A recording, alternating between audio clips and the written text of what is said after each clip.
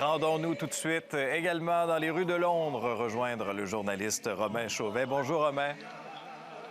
Oui, bonjour. Alors que présentement la cérémonie se déroule du côté de l'abbaye, au cours de la dernière heure, on a assisté à cette procession là, de Buckingham Palace jusqu'à l'abbaye de Westminster, un trajet d'un peu plus de 2 kilomètres.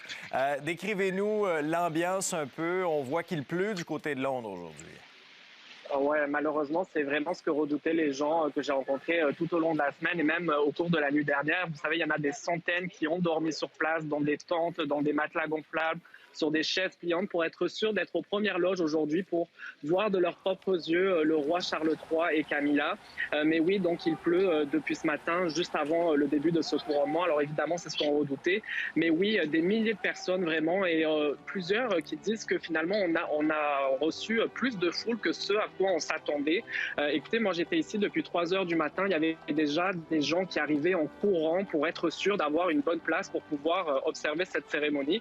Et on voit ces foules vraiment tout au long des rues, entre Buckingham Palace et jusqu'à l'abbaye de Westminster, où se poursuit en ce moment ce couronnement de Charles III et de Camilla également.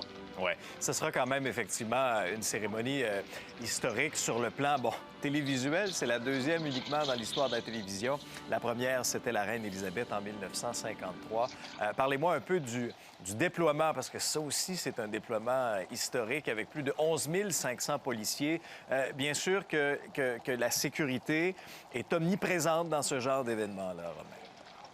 Oui, absolument. Et vous savez, un peu plus tôt cette semaine, il y a un homme armé d'un couteau qui a lancé des cartouches de fusil à l'intérieur de Buckingham Palace. Il a été arrêté rapidement par les forces policières. Mais oui, cet enjeu de la sécurité, il est très important. Il y a une importante présence policière partout dans le centre-ville de Londres.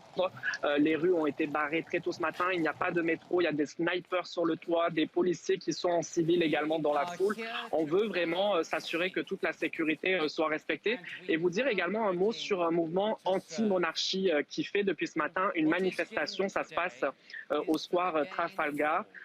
Il y a eu plusieurs personnes qui, semble-t-il, ont été arrêtées par les forces policières. Donc, un mouvement anti-monarchie qui scandait « Not my king ». Alors, je vous dirais que c'était des images assez particulières parce qu'on voyait plein de gens fans de la monarchie avec des drapeaux britanniques. Et puis, au milieu de ces gens-là, on avait quelques centaines de personnes qui criaient « Fini la monarchie, not my king ». Alors, voilà pour l'ambiance sur place. Mais oui, donc la météo quand même qui a fait fuir quelques personnes depuis ce matin, je dirais ici. C'est clair. Et bien sûr que c'est une famille royale qui est quand même divisée. Bon, elle n'a plus la cote de popularité d'antan à l'époque de la reine Élisabeth II. Il y a eu toutes sortes de scandales à l'intérieur de la famille. Il a commencé même par Harry. On l'a aperçu brièvement arriver du côté de l'abbaye de Westminster. Est-ce qu'il sera au balcon lors du salut officiel un peu plus tard? Est-ce que Andrew sera également là? Bref, le contexte est quand même particulier, Romain, hein?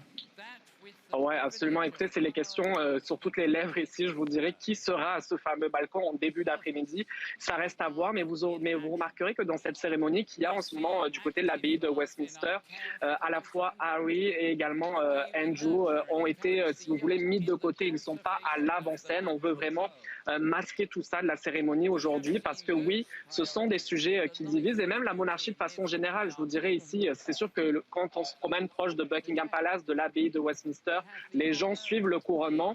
Mais vous savez, en ce moment, au Royaume-Uni, il y a une importante crise économique, une inflation très importante, beaucoup de gens qui n'arrivent pas à joindre les deux bouts. Alors, beaucoup de gens qui se questionnent si tous les coûts associés à ce couronnement, on parle de plusieurs millions de livres sterling selon des médias britanniques qui l'ont révélé plus tôt cette semaine.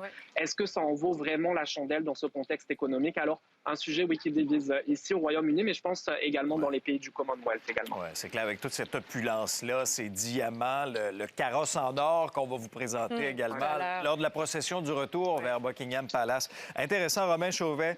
On se reparlera d'ailleurs sur le coup de 8 heures ensemble ce matin. À tantôt, Romain.